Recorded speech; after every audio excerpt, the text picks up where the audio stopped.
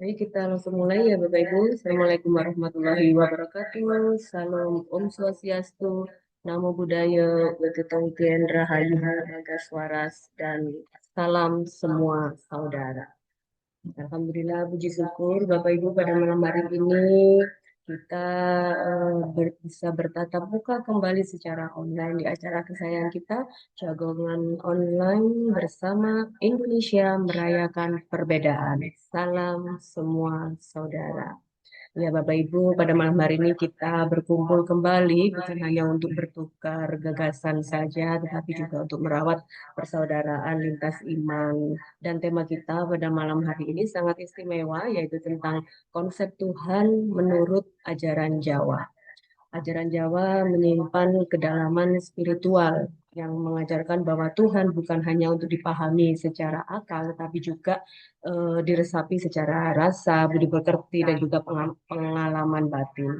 Baik, Bapak Ibu, sebelum kita mulai diskusi dan jawaban kita pada malam hari ini, perkenankan saya untuk memutar kembali lagu Indonesia Merayakan Perbedaan. Mari kita simak bersama.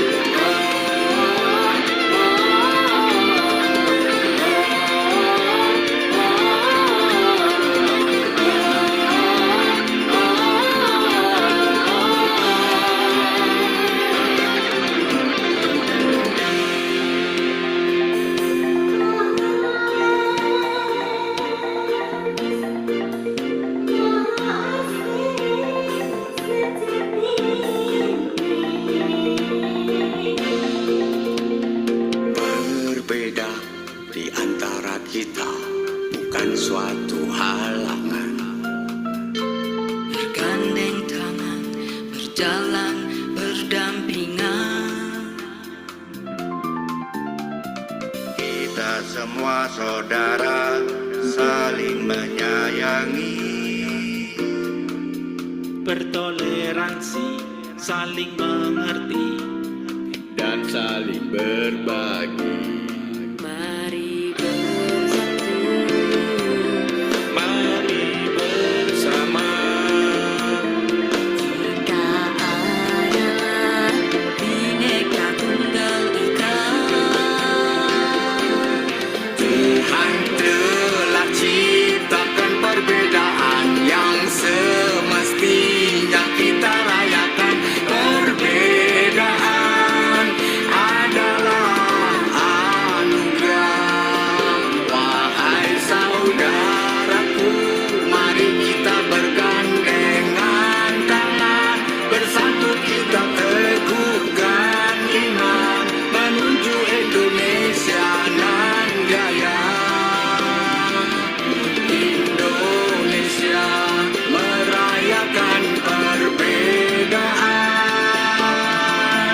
Indonesia merayakan perbedaan.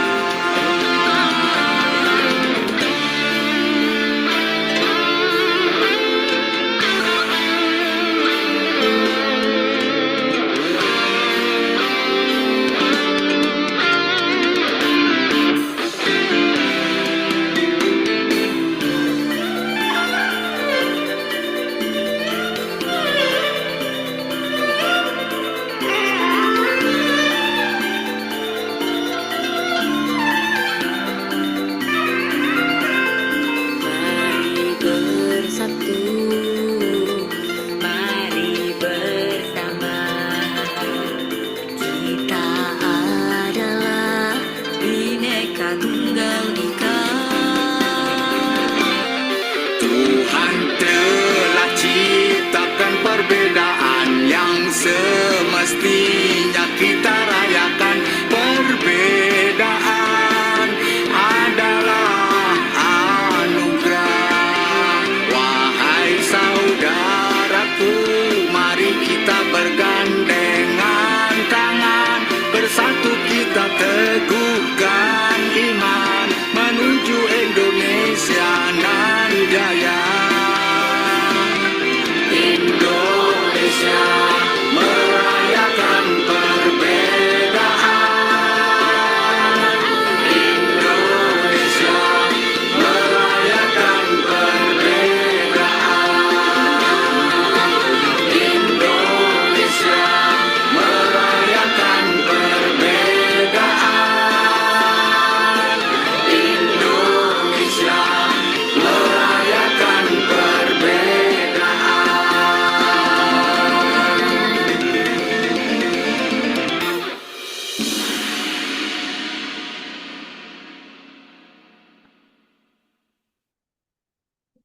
Indonesia merayakan perbedaan. Salam semua saudara. Ya, Bapak Ibu yang Salam berbahagia, semua saudara. dengan penuh hormat telah hadir bersama kita narasumber kita pada malam hari ini dengan Bapak Naen Suryono yang nanti akan diperkenalkan oleh moderator kita. Dan Bapak Ibu, mari kita ikuti jagongan kita dengan penuh semangat untuk merayakan perbedaan sebagai kekuatan bangsa. Untuk itu, saya akan memanggil moderator kita pada malam hari ini dengan Mbak Nana.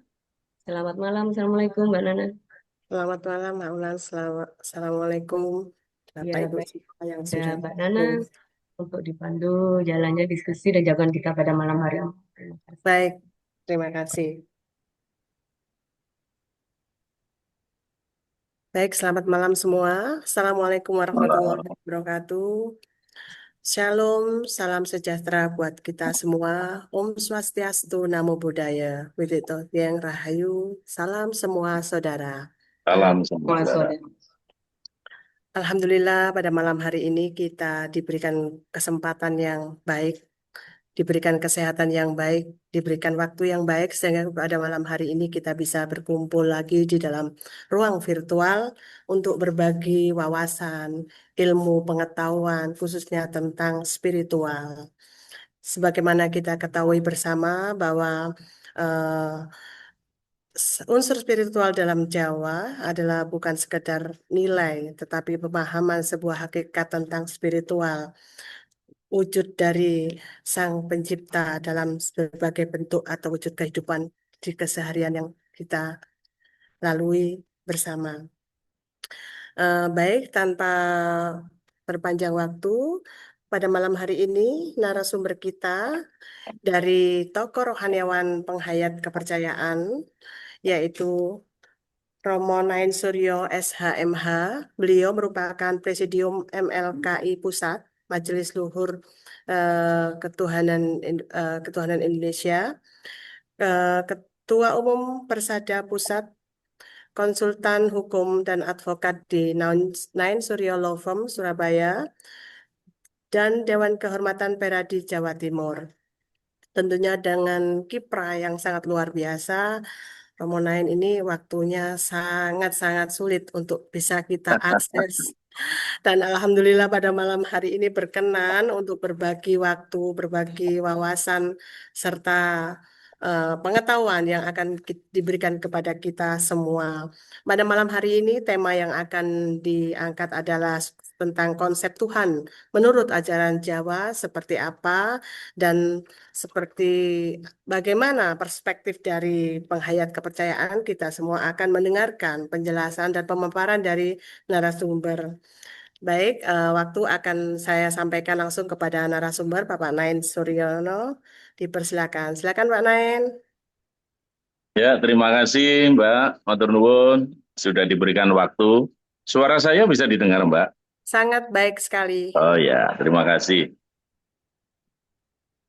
Bapak Ibu, utamanya Buya Asofa sebagai pembina IMP, Prof. Sutantre, para tokoh-tokoh agama yang lain yang malam hari ini bergabung di IMP. Tentunya saya mengucapkan Assalamualaikum warahmatullahi wabarakatuh.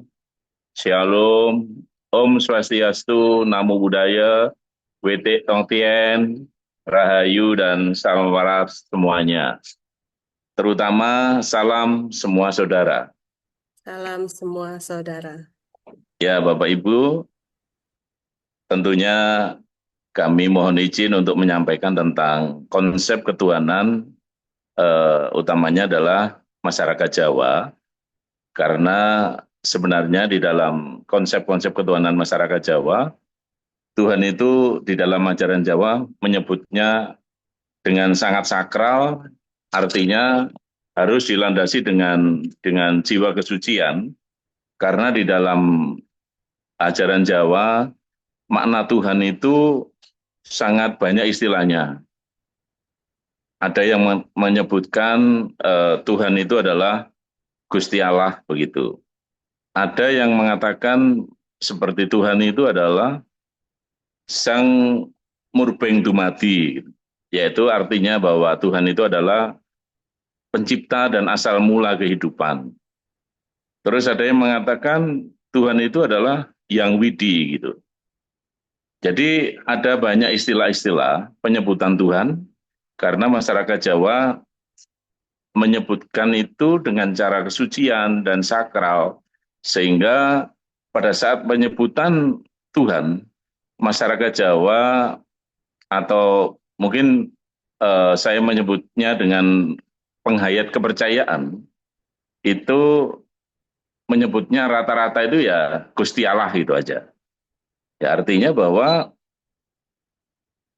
untuk menemukan Tuhan itu masyarakat Jawa menyebutnya demikian Bapak Ibu. Gusti Allah iku adoh tanpa wangenan, cedak tanpa senggolan, kumpul datan rinoso, tan keno kinoyo ngopo, suwung hamengku ono, begitu ya. Nanti saya akan menjelaskan satu-satu tentang arti yang tadi saya sebutkan. Karena sebenarnya konsep Gusti Allah iku ado tanpa wangenan, di dalam ajaran Jawa itu bahwa Tuhan itu jauh, tapi untuk menemukan Tuhan itu tidak bisa dengan diangan-angan ya. Wangenan itu adalah angan-angan atau hanya semacam pikiran-pikiran dari kita ya. Karena Tuhan itu sekali lagi adoh tanpa artinya adoh tanpa wangenan tadi begitu. Lalu cedak tanpa senggolan. Cedak tanpa senggolan artinya Bapak Ibu sekalian, Tuhan itu dekat, tetapi tidak bersentuhan dengan kita, gitu ya. Ya tentunya sentuhan itu dalam arti sentuhan dalam arti jasmani begitu ya, dalam arti raga begitu. Lalu Tuhan itu kumpul datan rinoso, artinya Tuhan itu menyatu di dalam rasa kita, di dalam raga kita, di dalam pribadi kita. Jadi kalau Tuhan itu satu, orang Jawa mengatakan Gusti Allah iku mung siji. Artinya bahwa semua manusia itu sebenarnya rasanya itu di dalam rasa, di dalam pribadinya. Itu cumondok atau ada yang namanya nur ilahi. Setiap manusia itu ada di dalam dirinya. Karena orang Jawa mengatakan bahwa nur ilahi yang ada di dalam manusia itu berasal dari percikan cahaya Tuhan. Ya, kalau saya mengilustrasikan mempermudah untuk bahwa roso itu menyatu di dalam kehidupan kita, bahwa nur ilahi itu ada di dalam roso yang paling dalam. Maka kalau saya mengumpamakan Tuhan itu adalah sebuah cahaya yang sangat agung, maka di dalam diri kita itu ada sepercik cahaya. Kalau Tuhan itu seperti lautan di samudra, maka di dalam pribadi kita itu ada setetes air. Ya, lah itu di dalam ajaran Jawa dinamakan dengan sukmo sejati, guru sejati, atau kalau di dalam ajaran Catat Dharma namanya yang masuci begitu ya. Jadi ini membuktikan bahwa setiap manusia itu selalu diliputi oleh cahaya Tuhan. Jadi Tuhan selalu hadir di dalam diri kita gitu ya. Sehingga untuk membuktikan bahwa Tuhan itu satu, masyarakat Jawa itu ukurannya itu pada rasa setiap orang ya. Mungkin kalau saya mengatakan bahwa rasa kopi ya, kalau kopi itu tidak diberi gula, itu pasti kopi itu rasanya pahit. Mungkin Bapak Ibu sekalian, kalau minum kopi tanpa gula itu sama dengan rasa yang saya minum, pasti rasanya pahit gitu ya. Jadi sebenarnya rasa di dalam kehidupan setiap manusia itu sama. Ya, ketika seseorang itu mengecewakan orang lain, rasanya itu sedih. Bagi yang dikecewakan, itu pun sama. Ya, ada orang lain dikecewakan, ya rasanya nggak enak. Ya, ketika kita rasanya sakit kepala, itu mungkin, waduh saya sakit kepala, saya juga sudah bisa merasakan, oh sakit kepala itu rasanya seperti ini. Ya, jadi di dalam ajaran Jawa, kenapa kok Tuhan itu mung satu, bahwa Gusti Allah itu mung siji, itu artinya meliputi rasa yang ada di dalam setiap pribadi manusia.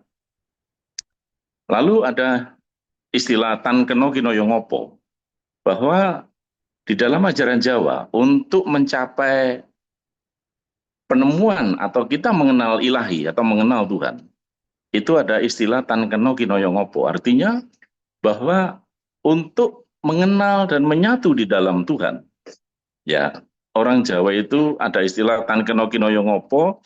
Tuhan itu tidak bisa ditemukan atau dikenal atau menyatukan diri kita itu dengan upaya-upaya pemikir, ya. Ketika pikir ini masih aktif, kita masih mempunyai nafsu untuk menemukan Tuhan, maka itu pun tidak bisa. Yang hanya bisa adalah suwung hamengku ono. Artinya ketika seseorang suwung itu artinya kosong, hamengku ono, maka di dalam setiap kekosongan itu, maka manusia akan menemukan cahaya Tuhan di dalam pribadinya. Dan manusia akan mengenal guru sejatinya. Atau kalau orang Jawa mengatakan sukmo sejatinya. Atau kalau orang Sabda Dharma mengenal dengan yang masucinya, yang ada di dalam diri kita. Di dalam diri setiap manusia.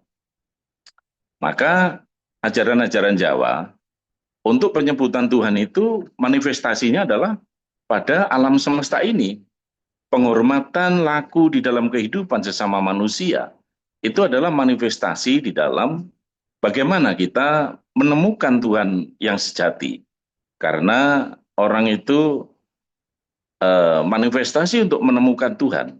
Itu orang Jawa itu ada suatu istilah, ojo milik lian misalnya. Jangan milik itu ya merebut hak miliknya orang lain, ya itu harta benda atau apapun misalnya. Payungono marang wong sing kudanan gitu, misalnya seperti itu. Ya, berilah payung kepada orang yang kehujanan. Terus ada istilah-istilah kayak ono ngombe marang wong sing kehausan, misalnya seperti itu. Jadi manifestasi di dalam menemukan hakikat ketuhanan, orang Jawa itu manifestasinya adalah pada laku kehidupan dan juga laku penghormatan terhadap alam semesta. Misalnya orang Jawa itu kalau ingin memotong pohon, ya Bapak Ibu sekalian, orang Jawa tidak langsung memotong pohon itu, tetapi biasanya didahului dengan hening, didahului dengan berdoa begitu. Memohon agar ketika betul-betul niat untuk memotong itu tidak mengganggu alam kehidupan yang lain. Jangan sampai ketika kita memotong pohon lalu menimbulkan kerugian bagi masyarakat, misalnya itu. Jadi penghormatan terhadap alam semesta, terhadap makhluk ciptaan Tuhan, itu orang Jawa itu lebih dipentingkan begitu.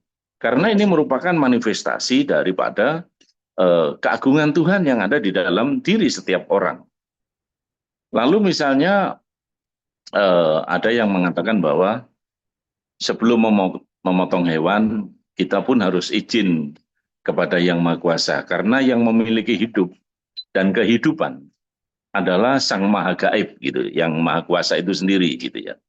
Jadi ini adalah manifestasi dari perwujudan orang-orang Jawa untuk menyampaikan bahwa Gusti Allah atau Tuhan, saya mau memotong hewan yang akan saya makan.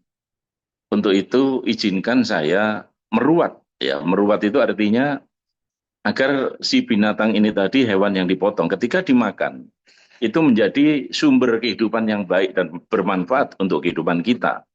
Artinya jangan sampai ketika kita makan daging sapi misalnya, lalu di dalam daging sapi itu ada getaran-getaran yang negatif. Nah, getaran negatif itu mempengaruhi pada kehidupan kita, pada nafsu kita. Sehingga orang itu yang tadinya tidak suka marah menjadi marah begitu. Gampang marah begitu.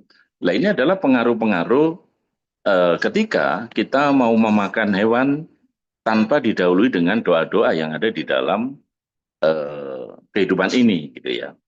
Nah, ini adalah manifestasi Tuhan di dalam kehidupan, praktek kehidupan baik, ya. Lalu juga di dalam ajaran Jawa, sebenarnya tadi saya menyampaikan suwung hamengku ono. Jadi orang Jawa itu ketika dia samati, Ya, ada yang mengatakan samadhi, ada yang mengatakan sujud, begitu. Ada yang mengatakan manembah, begitu. Orang Jawa itu biasanya yang pertama kali digali atau pertama kali dikendalikan. Ya, kadang-kadang kalau kita mau samadhi itu kadang-kadang rasanya itu males gitu ya. Rasanya ngantuk gitu. Rasanya badan itu sakit semua, aras-arasen, capek, begitu bosan dan lain sebagainya. Untuk memulai samadhi itu sebenarnya adalah gangguan dari saudara kita. Mohon izin Mbak Wulan, gambar tadi bisa ditampilkan ya Mbak Wulan? Oh ya, siap. Ya.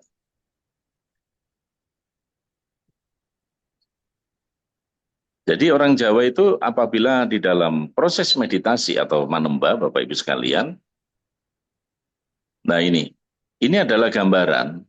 Tadi saya sampaikan Suwung Hamengkuono. Ini adalah gambaran bahwa di dalam proses samadhi atau proses manembah, masyarakat Jawa itu mengutamakan proses hening. Ya, hening. Hening itu artinya betul-betul pikiran yang ada di dalam diri kita ketika kita betul-betul samadhi. Itu pikiran tidak diganggu dengan kegiatan-kegiatan kejasmanian. Atau betul-betul pikiran itu harus terfokus kepada Sang Maha Pencipta atau Gusti Kang Murbeng Dumadi tadi. Karena untuk menuju ke sana, itu di dalam ajaran Jawa, itu ada sedulur papat ya Bapak Ibu. Ya mungkin kalau saya menyampaikan di dalam lambang ini, sedulur papat itu ireng abang kuning putih ya. Kalau di dalam ajaran Sabda Dharma, ireng abang kuning putih itu adalah saudara 11 yang ada di dalam diri kita. Atau sedulur 11 yang ada di dalam setiap pribadi manusia. Karena untuk menembus, ya jadi Semar itu adalah merupakan lambang daripada yang Maha Suci atau Sukmo Sejati tadi yang saya sebutkan, atau Guru Sejati. Karena Semar itu berasal dari yang tadi saya sampaikan adalah berasal dari percikan cahaya Tuhan. Itu hanya lambang saja. Jadi untuk menemukan Sukmo Sejati atau yang Maha Suci, itu memang tidak mudah karena untuk menemukan Semar, menembus Semar itu harus melalui nafsu-nafsu hitam, merah, kuning, dan putih. Nafsu hitam itu adalah nafsu angkara murka, nafsu merah itu adalah amarah, nafsu kuning itu adalah keinginan manusia, dan nafsu putih itu adalah kesucian. Hitam, merah, kuning, dan putih adalah nafsu yang ada di dalam diri manusia. Hitam itu berasal dari sari-sari bumi yang ada di dalam kehidupan ini. Ya, termasuk berasal dari sari makanan, sari-sari bumi, artinya pengaruh dari unsur-unsur tanah, unsur api, unsur angin, dan unsur air, begitu ya. Itu yang ada di dalam sari-sari bumi. Nah ini di dalam pribadi manusia itu menjadi nafsu, ya. 4 nafsu yang pokok, hitam, merah, kuning, dan putih, ya. Nah untuk menembus si Semar atau menembus Guru Sejati atau menembus yang Maha Suci, maka kita harus mengalahkan yang namanya nafsu 4 tadi, sedulur papat tadi. Karena pada prinsipnya sedulur papat itu akan selalu menggoda manusia agar manusia tidak bisa mengenal Sang Maha Pencipta, mengenal Tuhan. Karena untuk mengenal Tuhan itu harus suwung, harus mengalahkan hitam, merah, kuning, dan putih. Maka memulai samadhi saja kita sudah ngantuk. Badan sudah sakit semua, pikiran kemana-mana tidak bisa fokus. Akhirnya orang itu tidak bisa samadhi dengan sempurna. Atau manembah dengan sempurna. Karena dia kalah dengan, pada saat samadhi, dia kalah dengan sedulur papat itu. Gitu.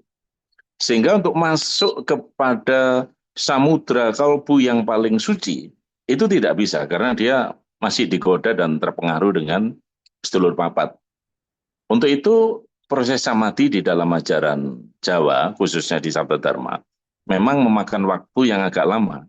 Karena untuk mengendalikan pikiran, jiwa, dan nafsu yang ada di dalam diri kita itu memang butuh waktu yang lama Bapak Ibu sekalian. Sehingga proses samatinya itu menembahnya itu bagi warga Sabda Dharma itu agak lumayan lama ya, minimal itu paling sedikit proses menembahnya itu setengah jam dan bisa sampai 1 jam 1 jam setengah ya, tergantung bagaimana proses keheningannya. Sehingga orang-orang Jawa itu di dalam proses samati banyak yang mengatakan dengan lambang-lambang ya, dengan istilah-istilah yang bagaimana untuk menemukan cahaya yang ada di dalam diri kita. Itu biasanya dengan istilah begini Bapak Ibu sekalian. Yen kue pingin ngerti Gusti Allah, sejatine Gusti Allah, kue kudu wani mati sakjroning urip. Jadi kalau kamu ingin menemukan Tuhan, maka kamu harus berani mati di dalam hidup. Terus ada lagi yang mengatakan golek ono tapai kuntul melayang, misalnya seperti itu. Kalau kamu ingin menemukan kesejatian, carilah telapaknya burung kuntul terbang itu. Lah kan itu sulit Bapak Ibu sekalian. Terus golek ono gung susui ngangin misalnya. Kalau Anda kepingin ketemu Tuhan misalnya, carilah agung, gung itu artinya besar, susuing itu adalah sumbernya, terus angin itu adalah ya angin ini.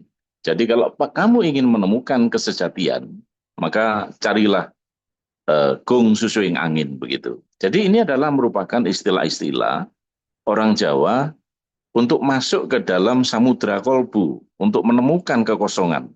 Karena ketika kita menemukan kekosongan, maka disitulah ada nur cahaya kecil yang ada di dalam diri kita, dan maka ketika kita kenal dengan nur cahaya kecil, selanjutnya kita akan menemukan kebahagiaan yang hakiki, kedamaian yang luar biasa, dan tentunya kalau sudah demikian, maka orang itu di dalam kehidupan, manifestasi kehidupan, dia akan menghormati alam semesta, karena alam semesta adalah ciptaan dari Sang Pencipta, menghormati laku kehidupan di dalam bagaimana kita bergaul di dalam masyarakat, bagaimana kita membina keluarga, dan lain sebagainya. Jadi itu adalah wujud manifestasi orang Jawa di dalam menemukan Tuhan, karena pada dasarnya ajaran-ajaran Jawa, sekali lagi di dalam menemukan Tuhan itu ada perlambang atau ungkapan-ungkapan yang itu harus dipraktekkan di dalam kehidupan sehari-hari, termasuk tadi kalau ingin bertemu Tuhan harus wani mati sakjroning urip misalnya, kita harus betul-betul mematikan pikiran kita, mematikan nafsu kita saat samati, sehingga kita betul-betul fokus kepada Tuhan yang Maha Kuasa. Mungkin sementara itu Mbak Moderator yang saya sampaikan, sekali lagi Bapak Ibu sekalian, itu adalah penyampaian saya tentang konsep ketuhanan dari masyarakat Jawa yang mana sesuai dengan ajaran Sabda Dharma. Terima kasih Mbak. Matur nuwun, mohon maaf apabila ada hal yang kurang berkenan. Matur nuwun. Baik, Salam semua saudara. salam semua saudara. Baik, disampaikan terima kasih kepada narasumber atau pemateri kita pada malam hari ini di Jagongan Online Indonesia Merayakan Perbedaan. Tentang konsep Tuhan menurut ajaran Jawa, baik secara penyebutan maupun cara kita untuk menemui Tuhan atau bertemu Tuhan dengan berbagai tahapan atau berbagai mekanisme, dengan pembersihan jiwa, dengan berbagai macam langkah-langkah yang dijelaskan dalam istilah-istilah Jawa yang saya juga agak kesulitan untuk mengulang lagi. Jadi ini menjadikan suatu wawasan kita yang mana ini bagian dari kultur budaya, selain unsur spiritual juga merupakan budaya yang sudah tertanam jauh sebelum kita lahir mungkin. Jadi ini sangat membantu kita untuk menambah wawasan yang mungkin selama ini juga belum pernah kita dapatkan.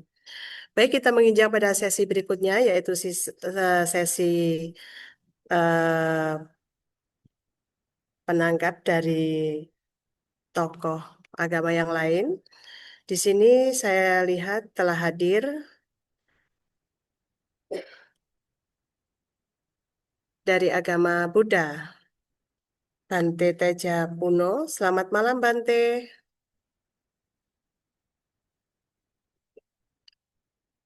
Sugeng Dalu, selamat malam. Sugeng Dalu, Bante. Nggih, gimana? Posisi di mana ini, Bante? Baru saja mendarat di Indonesia dan saat ini sudah ada di Banyuwangi. Alhamdulillah. Nggih, ngapunten. Gimana? Ya, itu tadi penjelasan dari Romo Nain, Bante, tentang konsep Tuhan, baik secara istilah-istilah maupun beberapa tahapan kita dalam menemui atau menyatukan diri dalam cahaya Tuhan. Mungkin dari Bante, dari Buddha, memberikan perspektif lain tentang materi yang kita diskusikan pada malam hari ini. Silakan, Bante. Oke, terima kasih untuk waktu yang telah diberikan. Romo Naim, terima kasih untuk pencerahannya yang menyampaikan tentang keberadaan Tuhan. Dan sebelumnya terimalah salam semua saudara, salam Pancasila, merdeka. Merdeka. Nah, enggak ada yang nyaut. Merdeka, merdeka, Bante. Salam semua saudara. Enggak mau nyaut ini wong Indonesia bukan gitu loh. Kalau masih merdeka, disaut merdeka, oh tandanya masih sama-sama orang Indonesia. Merdeka. Tadi Iya. tertutup, Bante. Kemute audionya, lagi Padahal fokus sudah mendengarkan. nyebut merdeka. Tadi kemute soalnya. Merdeka, Bante. Iya. Baik. Terima kasih. Ini di sini Merdeka, Bante. di Salam sini semua saudara. kebetulan banyak orang juga.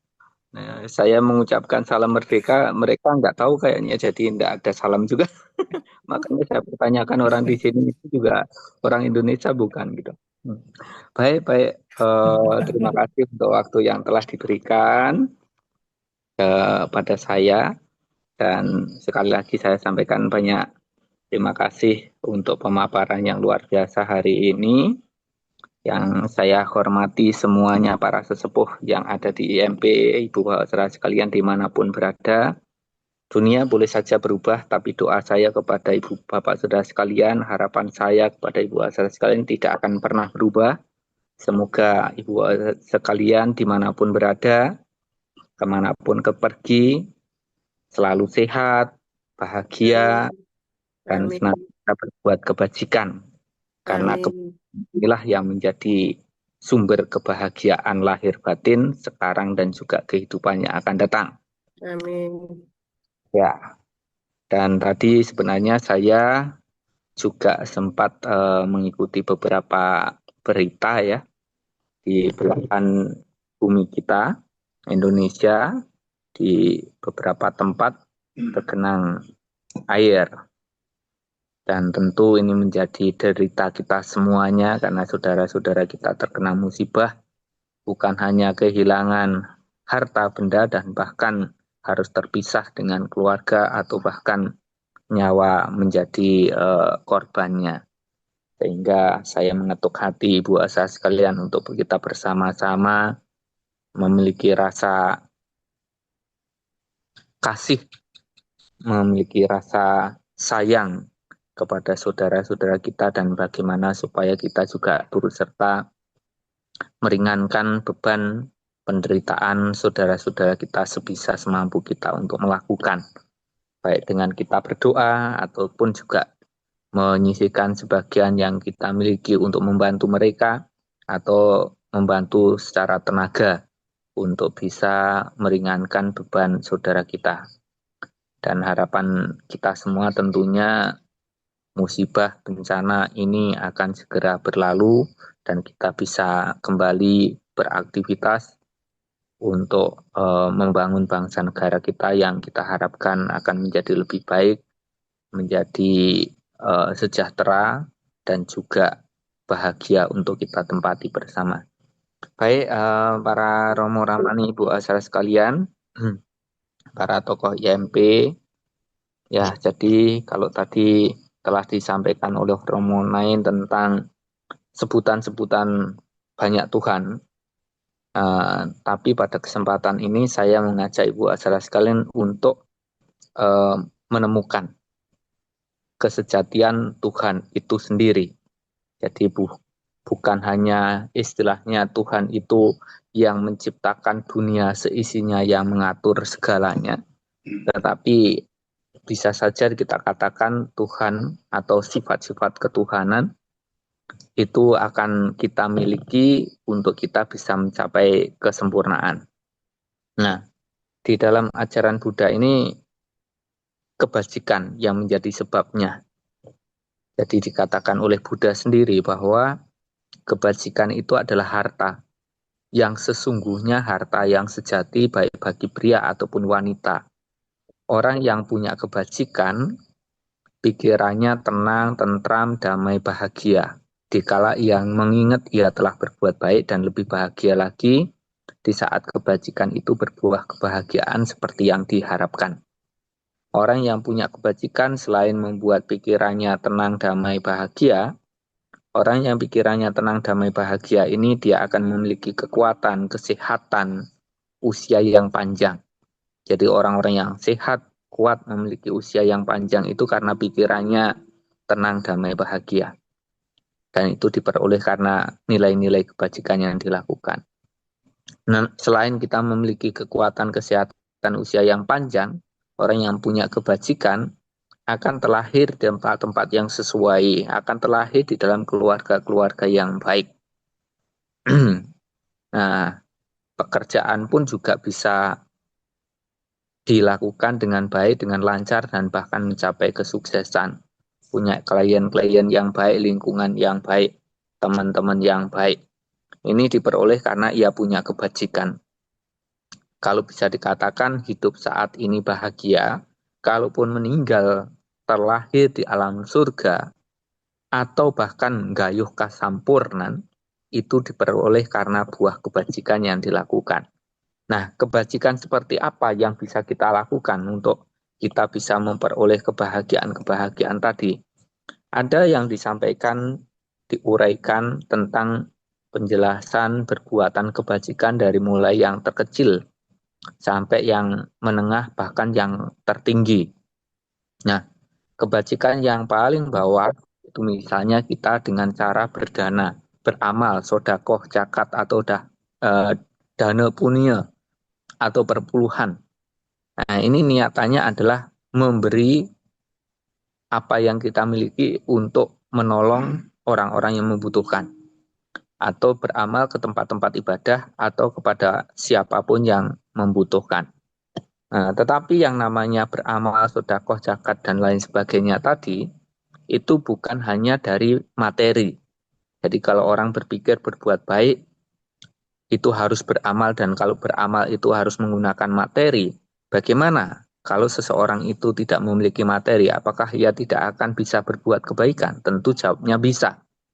Dia bisa menggunakan tenaganya untuk membantu orang yang membutuhkan tenaganya.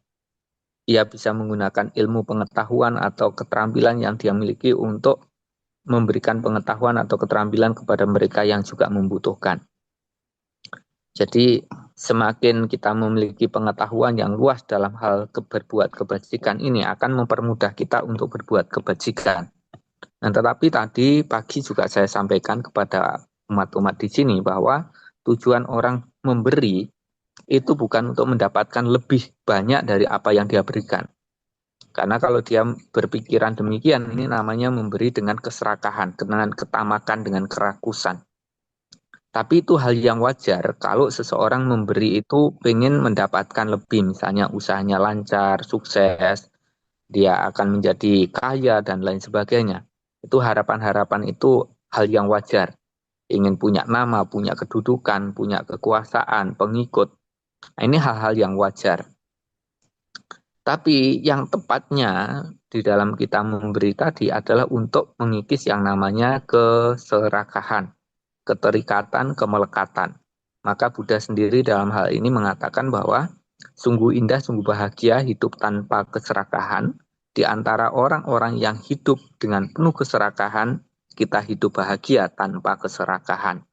Nah, kalau tadi saya sempat sampaikan bahwa saudara-saudara kita yang ada yang terkena musibah bencana, ya coba kita bisa enggak berbagi, bisa enggak memberi. Apa gunanya kita belajar ajaran agama dan bahkan mengupas tentang sifat-sifat Tuhan dan lain sebagainya kalau saudara kita terkena musibah bencana kita tutup mata, tutup telinga. Apa gunanya kita sembahyang kalau ada saudara kita kehausan, kelaparan, kita juga tidak mau berbagi. Karena sesungguhnya kita belajar ajaran agama untuk menjadikan diri kita memiliki sifat-sifat yang luhur, memiliki sifat-sifat mulia, dan juga bisa berbagi kepada saudara-saudara yang membutuhkan. Nah, terkadang memang pikirannya, saya sendiri aja susah, gimana bisa mau membantu menolong orang lain. Seperti yang tadi saya katakan, memberi, membantu orang lain tidak harus selalu menggunakan materi. Apa yang kita punya dan apa yang dibutuhkan mereka itu yang kita bisa beri dan kita bisa bantu. Nah, ini untuk berbuat kebajikan dari segi yang rendah. Nah, misalnya kita memberi makan saja. Memberi makan kepada binatang, itu pahalanya juga ada. Nah, kita ada melihat kucing, anjing, kelaparan, kehausan, kita memberi makan kepada mereka, memberi minum kepada mereka, itu juga punya pahala kebajikan. Tapi kalau kemudian misalnya kepada binatang aja punya kebajikan, kepada manusia tentunya kebajikannya akan lebih baik. Dan kalau kita memberi kepada manusia yang memiliki moral yang baik, tentu pahala kebaikannya juga akan lebih besar, lebih tinggi. Apalagi kalau kita bisa memberi kepada orang-orang yang tingkat kualitas batinnya sudah terjauhkan dari hawa nafsu atau kesenangan indriawi duniawi. Nah, tentu kalau kita memberi sedikit pun, itu bisa diibaratkan kita menabur benih yang unggul di tanah yang subur. Nah, kebajikan yang kedua adalah dengan menjalankan sila, moral. Nah, di dalam Buddhis ini, selain kita diajarkan untuk memberi, membantu, menolong dengan tenaga, pengetahuan, keterampilan, atau sarana yang kita miliki tadi, ada kebajikan yang lebih tinggi daripada itu, yaitu menjalankan moral, menjalankan sila sebagai landasan perilaku kehidupan sehari-hari.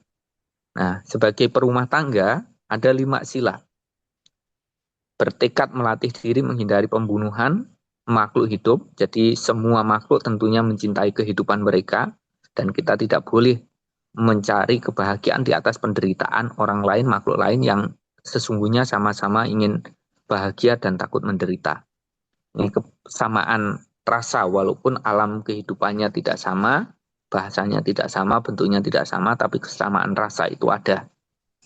Nah, untuk yang kedua, tidak mengambil hak yang bukan haknya, tidak mencuri. Aku bertekad melatih diri menghindari pengambilan barang yang tidak diberikan. Kemudian yang ketiga, bertekad melatih diri menghindari perbuatan asusila. Yang keempat, bertekad melatih diri menghindari ucapan yang tidak benar, ucapan bohong, ucapan kasar yang bisa menimbulkan percekcokan, perselisihan, dan bahkan pertikaian. Nah, kita harus mampu menghindari itu. Kemudian yang kelima, bertekad melatih diri menghindari minuman keras, obat-obatan terlarang yang dapat melemahkan kesadaran kita. Nah, 5 sila ini sebenarnya kalau diringkas bisa menjadi 3. Artinya, kendalikan pikiranmu, kendalikan ucapanmu, kendalikan perilakumu. Kalau kita bisa menjaga, mengendalikan diri dari 3 hal ini sudah bisa menjaga dari sila-sila yang tadi saya sebutkan. Nah, ada juga bisa menjalankan 8 sila atau istilahnya umumnya berpuasa. Nah, kalau kami para biku memang menjalankan aturan lebih banyak daripada perumah tangga. ada 227 aturan kehidupan sebagai seorang biku. Tapi semuanya itu adalah supaya kita ini tidak berpikir buruk, tidak bertutur kata buruk, dan tidak berperilaku yang buruk, yang tentu saja dengan melakukan itu akan membuat kita sendiri menderita dan tentunya tidak akan mengarah pada kebahagiaan, tidak mengarah pada pembebasan. Ya. Kemudian selain sila sebagai landasan perilaku kehidupan sehari-hari tadi, sempat Romo Nain tadi juga sampaikan tentang meditasi. Ya, jadi kalau silanya ini tidak dijaga, dirawat dengan baik, orangnya suka membunuh, mencuri, berbuat asusila, berbohong ataupun mabuk-mabukan, orang suruh semedi juga nggak bisa cepat tenang. Karena itu semua yang dilakukan itu terekam dalam daya ingatannya. Sehingga kalau kita melanggar aturan sila tadi, pada saat duduk bersemedi pun, itu akan didemo oleh pikirannya, oleh ingatan-ingatan yang muncul karena pelanggaran sila yang dilakukan. Maka sila sebagai landasan perilaku kehidupan sehari-hari supaya semedinya cepat bisa konsentrasi. Nah, kemarin saya sempat waktu di Jakarta itu dijemput oleh seorang sopir begitu. Kemudian saya sampaikan kepada beliau, ya hidup bukan hanya untuk bekerja, memenuhi kebutuhan kehidupan rumah tangga, karena itu sebagai kewajiban tanggung jawab kepada keluarga ya dilakukan, tapi bukan hanya semata-mata untuk mencari itu semua. Lebih daripada itu adalah memastikan pikiran kita, batin kita, rohani kita juga terpenuhi, sehingga saya sarankan untuk sering sembahyang, sering wirid, zikir, gitu. Nah, saya bilang zikir itu mung siji sing dipikir, ora banyak-banyak. Kalau banyak yang dipikir itu namanya bukan zikir. Jadi menggunakan kalimat-kalimat tertentu atau sarana tertentu untuk supaya pikiran kita cepat bisa tenang, damai begitu. Walaupun kalau kita melakukan semedi sehingga pikirannya menjadi tenang, menjadi damai, ini seperti hanya orang membuat kopi yang airnya itu kotoran kopinya itu hanya mengendap saja, belum bersih. Setenang apapun belum bersih, hanya mengendap. Nah, bagaimana cara membersihkannya? Cara membersihkannya adalah dengan mempraktekkan vipassana bhavana. Jadi meditasi atau semedi itu ada dua metode. Yang pertama adalah samatha dan yang kedua adalah vipassana. Nah, dikala kita melaksanakan meditasi vipassana, ini untuk bukan ketenangan lagi. Kalau ketenangan, kedamaian itu bisa diperoleh dengan samatha tadi.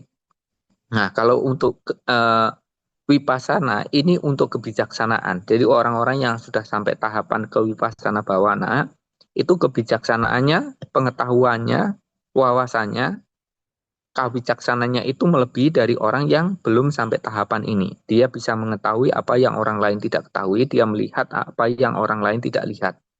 Jadi kebijaksanaannya lebih. Nah, yang menjadi objeknya adalah jasmani dan batin beliaunya. Orang yang mempraktekkan vipassana bhavana itu yang menjadi objek perhatiannya jasmaninya. Sehingga kalau mengetahui jasmaninya sendiri sebagaimana ada apa adanya, ia tidak akan timbul keakuan, kesombongan atas keberadaan tubuhnya.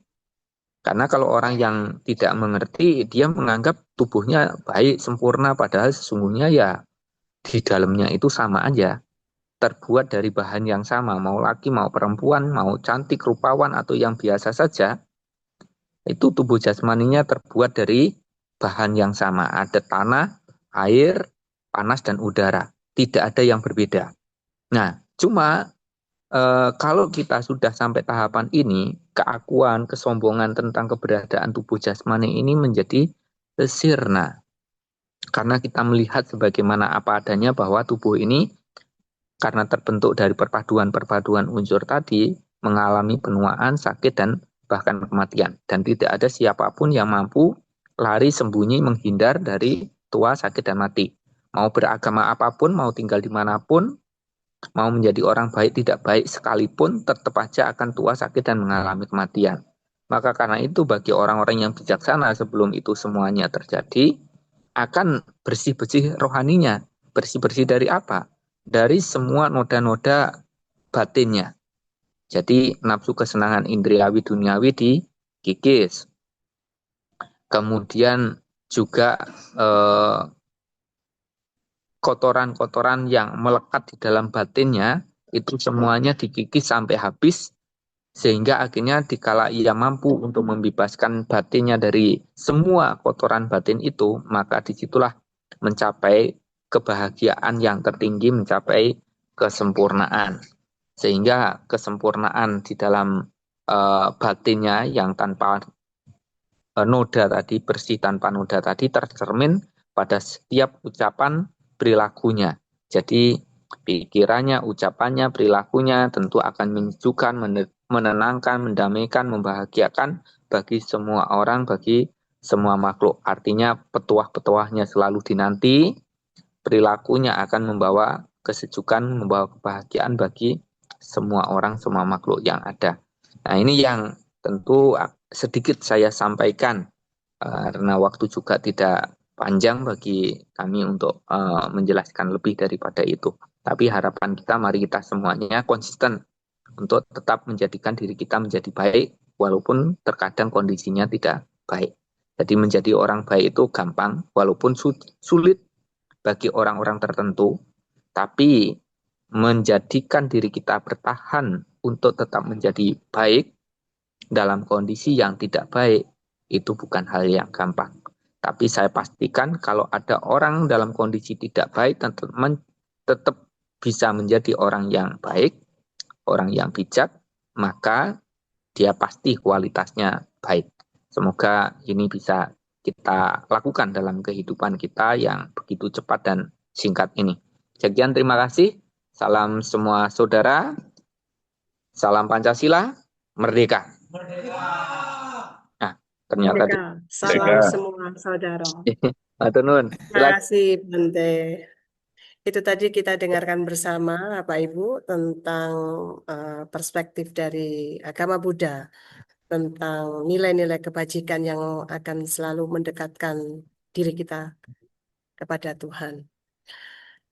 Untuk selanjutnya, waktu akan saya berikan kepada penanggap dari agama Hindu.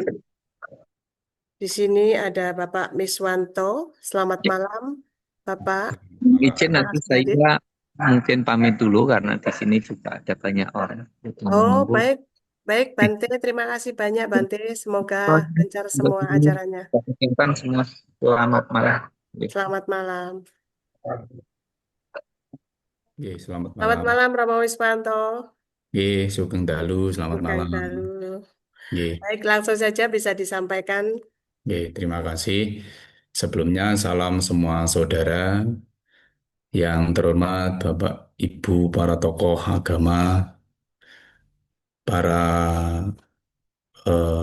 peserta jagongan Indonesia Merayakan Perbedaan.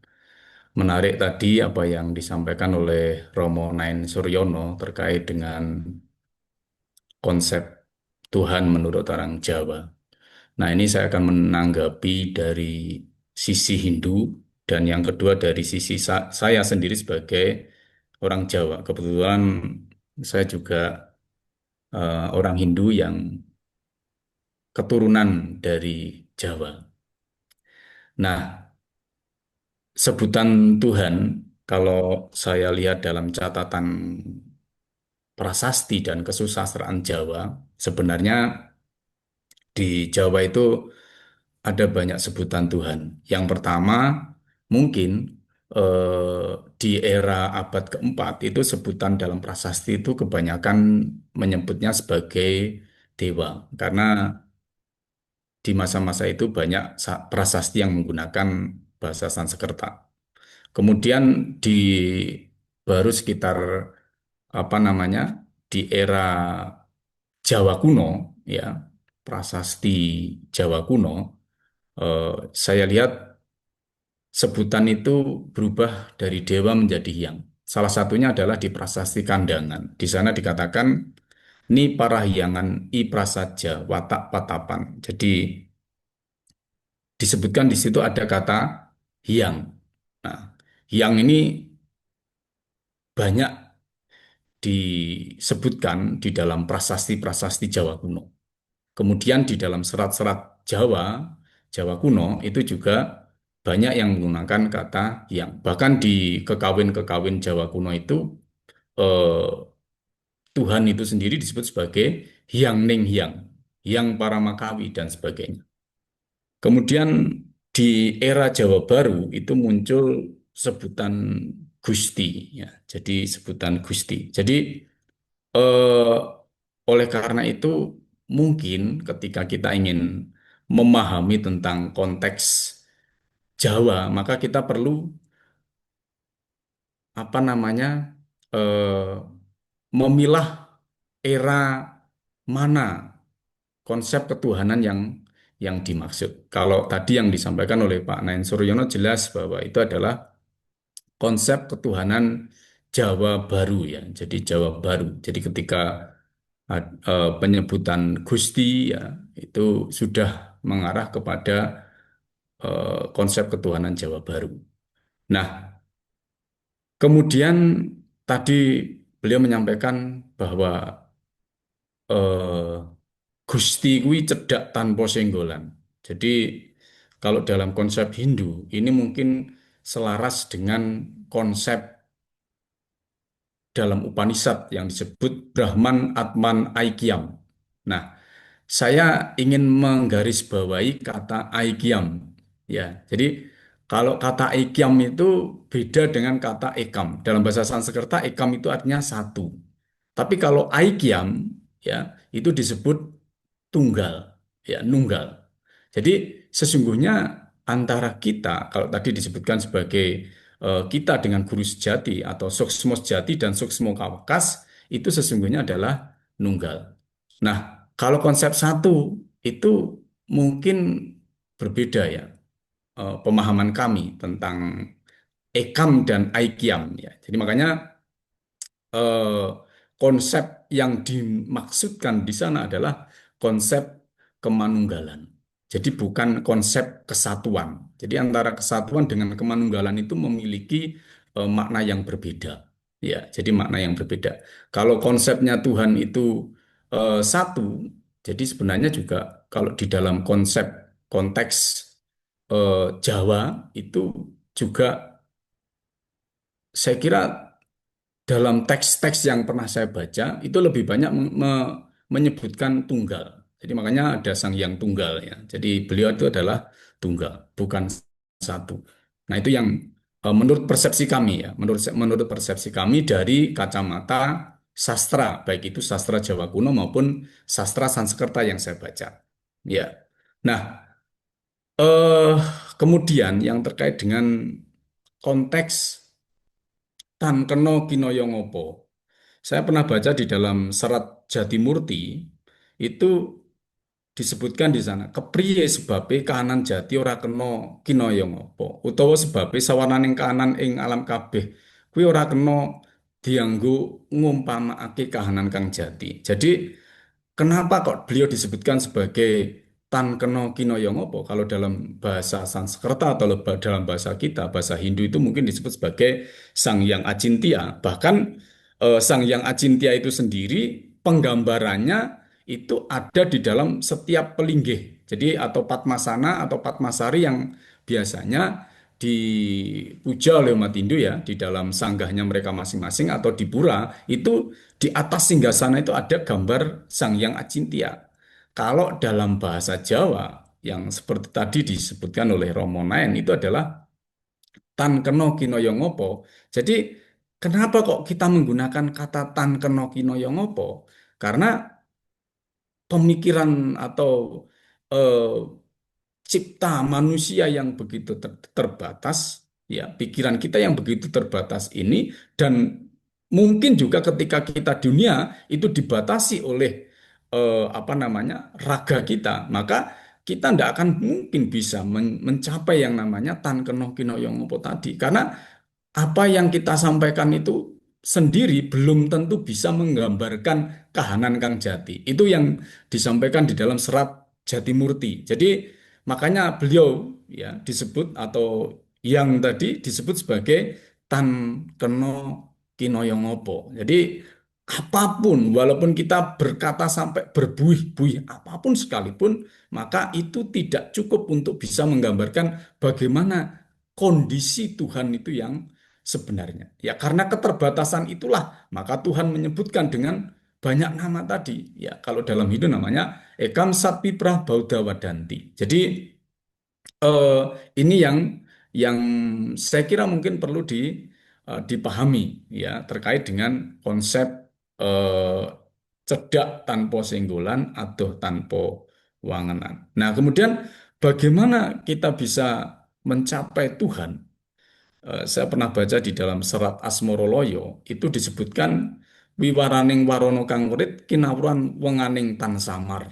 Jadi ini kata-kata yang apa namanya disusun oleh Ki Mangunwijoyo pada 903 beliau menulis serat ini nampaknya memiliki makna yang dalam bahwa eh, mungkin apa yang kita namakan sebagai kecerdasan itu sesungguhnya ketika kita sudah bisa mencapai keseimbangan semua kecerdasan, maka itulah yang akan bisa membuka wiwaraning warono kang werit. Jadi werit itu wingit.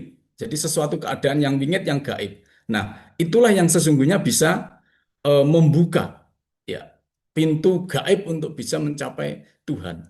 Tapi di situ ada catatan kinawruan wenganing tan samar. Jadi jangan sampai ini eh, membuat kita menjadi samar. Samar itu bingung. Nah, ketika manusia belum mencapai pada puncaknya, maka mereka akan menjadi bingung. Sehingga ketika melihat sesuatu cahaya yang mungkin menyilaukan matanya, maka akan tampak samar sehingga kita tidak bisa melihat dengan jelas. Kalau di dalam serat Bhagavad Gita atau kitab Bhagavad Gita dikatakan bahwa Wiswarupa Tuhan, Tuhan dalam bentuk yang seperti alam semesta itu, bahkan orang-orang suci sekalipun ya yang ada di dalam balerung istana Hastinapura waktu itu tidak bisa melihat beliau gitu. Kenapa? Karena cahayanya yang begitu menyilaukan. Ya, nah itu. Jadi yang hanya bisa melihat adalah mereka yang bisa tadi kinawruhan wenganing tan samar yang tidak bingung akan kalau mungkin di dalam serat Wedawatomo itu tan samar pamoring sukmo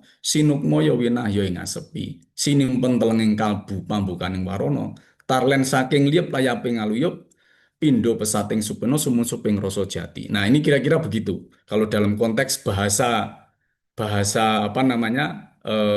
Bahasa teosofinya kira-kira begitu. Nah, eh, kalau dalam konteks Hindu untuk bisa mencapai yang Tuhan dalam sebagai yang waskito tadi, ya sekali lagi saya hanya menyampaikan apa yang ada di dalam sastra, di dalam kitab Yoga Sutra Patanjali itu disebutkan yoga cita werti nirodha bahwa untuk mencapai itu perlu dengan yoga. Yoga itu dari kata Sanskerta akar kata yud yang artinya penyatuan. Jadi eh, bagaimana kita bisa apa namanya bisa mencapai yang Maha Tunggal tadi ya bisa menyatu dengan beliau melalui yoga. Nah, dalam ajaran yoga, yoga itu ada 8 tahapan yang namanya Astanga Yoga. Yang pertama itu adalah yama, pantangan. Maka orang itu kalau ingin mencapai Tuhan tanpa ada pantangan, itu saya kira mustahil. Niyama perlu peraturan, perlu ada aturan yang keras. Ya, bahkan resi-resi pada zaman dahulu atau orang-orang suci pada zaman dahulu itu mereka melakukan aturan yang sangat ketat, ya baik itu puasa, tapa brata dan sebagainya. Kemudian asana, mereka mengatur posisi badan. Makanya kalau dalam Hindu itu sembayangnya itu juga menggunakan gerakan badan. Kalau misalnya pagi kita misalnya melakukan Surya Namaskar misalnya ya itu adalah salah satu sarana untuk itu. Kemudian pranayama, pengendalian napas. Kalau orang Jawa mengatakan golek ono kayugung susui angin, ya mungkin di sanalah konteksnya ketika bagaimana kita bisa mencari apa namanya kayugung susui angin, bagi ketua kekuatan yang besar kahyun yang besar, yaitu pada puncak bagaimana kita mengendalikan nafas itu. Karena nafas itu adalah eh, apa namanya juga merupakan apa eh, ada konteksnya dengan nafsu, ya. Kemudian pratyahara menarik indria, ya, dan kemudian melakukan dharana konsentrasi, kemudian dhyana melakukan meditasi seperti yang tadi yang disampaikan oleh Bante, dan yang terakhir puncak dari semua eh, Astanga Yoga 8 tahapan tadi itu adalah samadhi. Samadhi itu dari kata Sanskerta sama dan di. Di itu kecerdasan, sama itu keselarasan. Jadi sesungguhnya ketika manusia itu mereka sudah bisa mencapai semua kecerdasan, keselarasan dari semua kecerdasan, maka itulah puncak dari semua samadhi. Walaupun ini sangat sangat berat. Banyak cerita di dalam mungkin kitab suci kami, bagaimana seorang yang sudah dikatakan resi, orang-orang yang suci, kadang masih bisa belum bisa selaras, akhirnya apa? Kecerdasannya masih tidak berimbang, ya. Makanya jangan salahkan ketika Begawan Wisrowo, ketika mereka memedar apa ilmu sastra jendro ayuningrat pang pangruwaten dio, akhirnya dia kalah sendiri gitu. Kenapa? Karena keselarasan samadinya atau keselarasan kecerdasannya itu belum belum kuat. Akhirnya apa? Ya akan mengalami yang namanya kehancuran. Dan ini yang juga banyak terjadi mungkin ya dari zaman ke zaman itu selalu ada setiap orang yang menapaki jalan ketuhanan itu barangkali mereka menjadi kalah ya. Kalah dalam artian ya mungkin bisa kalah dari sisi keluarganya, kalah dari sisi mungkin dirinya sendiri, kalah dari sisi egonya dan sebagainya. Nah, ini yang karena apa? Karena tadi puncak keselarasan yang dinamakan samadhi tadi belum belum tercapai.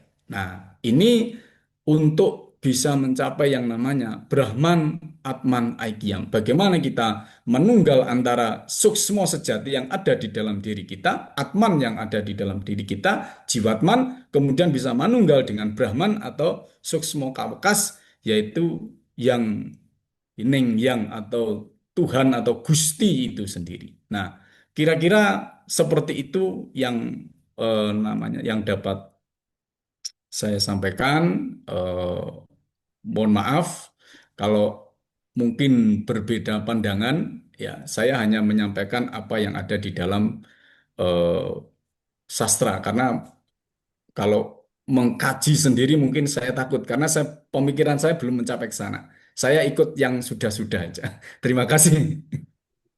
Baik, terima kasih disampaikan kepada Romo Miswanto yang mewakili agama Hindu memberikan perspektif tentang konsep Tuhan yang saya agak kebingungan ini mencatatnya istilah-istilah Jawanya.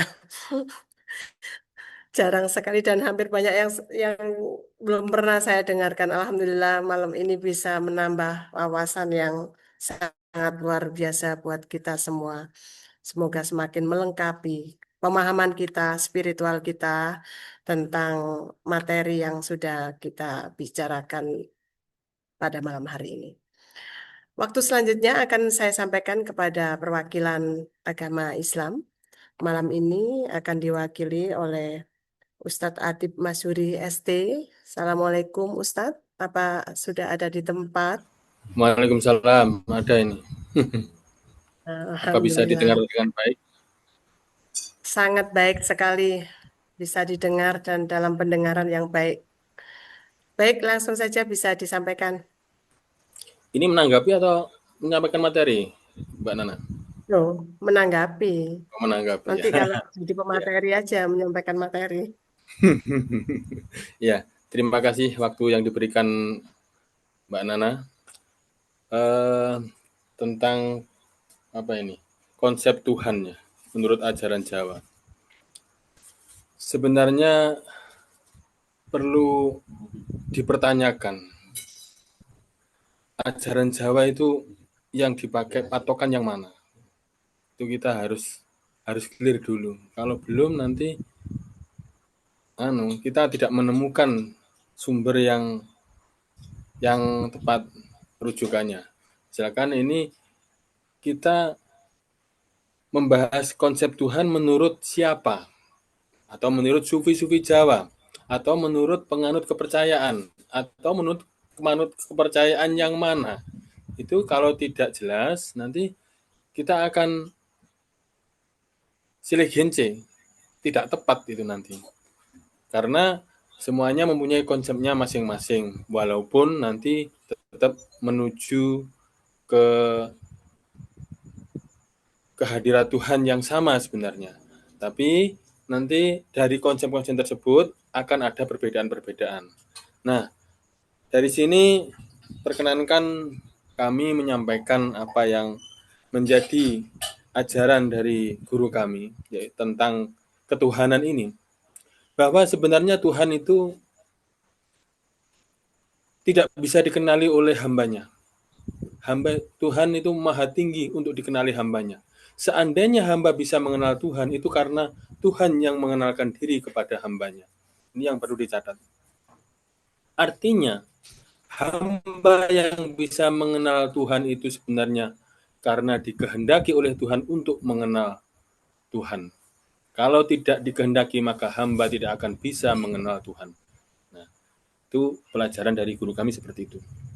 Dan untuk mengenal Tuhan, maka harus melenyapkan kedirian seorang hamba.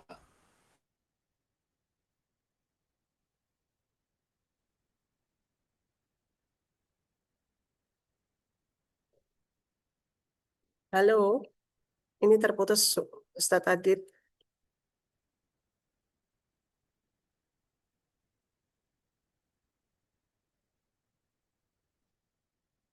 Ini kayaknya ada ngedrop signalnya Ustadz Adib ini.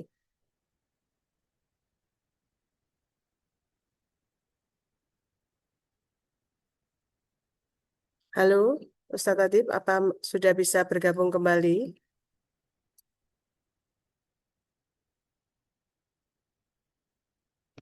Oke, sambil kita menunggu Ustadz Adib yang masih terpental, kita akan masuk kepada pertanyaan yang sudah masuk di kolom chat. Sebentar, Mbak Nana, mohon izin bisa menambahkan ini ada yang ingin menyampaikan tanggapan juga. Oh, baik ya. Maaf Pak, siapa ini? Pak Dangyang Sambawa Sagara. Silakan Bapak.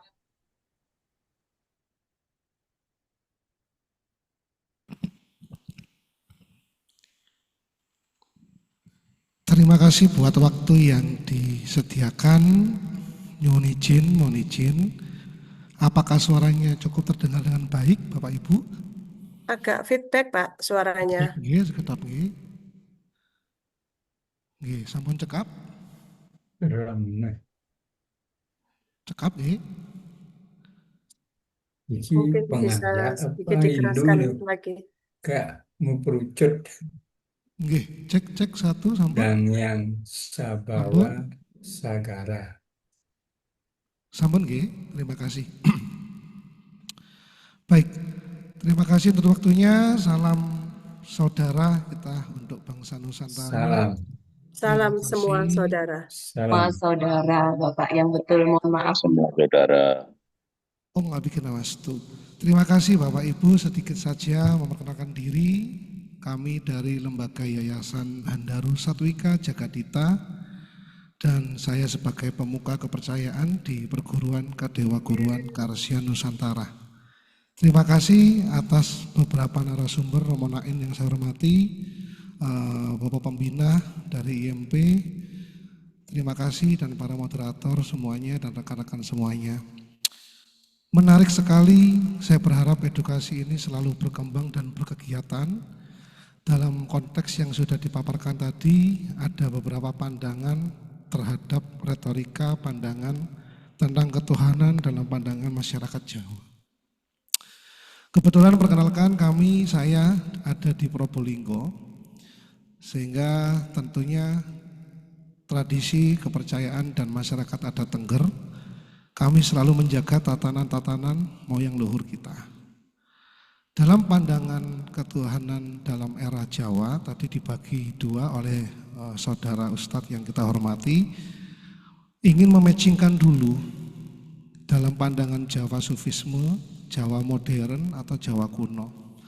Namun yang ingin dalam berikan adalah beberapa sastra-sastra yang sudah disampaikan tadi terhadap sastra-sastra ketuhanan, bahwa bangsa Nusantara kita sesungguhnya tidak mengenal istilah Tuhan, Bapak Ibu. Tuhan itu baru dikenal di era abad-abad baru, ada prasasti Minyetujo dan sebagainya. Itu adalah tanda-tanda Tuhan itu digunakan dalam bahasa Melayu kuno. Bila mana ada Tuhan, artinya ada ketuhanan. Bila ada manusia, juga ada kemanusiaan, bukan? Nah, dengan adanya nama-nama Tuhan, konsep-konsep Tuhan yang berbeda-beda itu, maka saya percaya IMP mampu merangkul untuk merayakan keberbedaan itu menjadi ketuhanan yang Maha Esa. Di dalam sastra-sastra Jawa kuno sangat banyak sekali, ada Sang Hyang Kamahyanikan, ada Sang Hyang Tatwa atau Wrespati Tatwa, ada Sang Hyang Paramartajenana, ada Sang Hyang Rajaniti. Sehingga pada saat peradaban Jawa kuno sebelum Suryawilawatikta atau Majapahit, di Probolinggo sendiri memberikan nama-nama gunung atau arga dalam bahasa Jawa kuno itu dikenal dengan istilah Arga Hyang. Arga Hyang. Arga Hyang sekarang dikenal dengan istilah Argapura atau Argopuro. Di Arga Hyang sendiri sangat banyak manuskrip dalam bentuk tulisan-tulisan batu dalam menggunakan bahasa Jawa Kawi. Kebetulan perguruan kita juga menekuni kegiatan sastra bahasa Kawi, sehingga dipaparkan di sana bahwa ajaran-ajaran Sang Hyang itu sudah ada sebelum adanya pengaruh-pengaruh Siwa Buddha dan sebagainya. Itu berkembang di negara kita.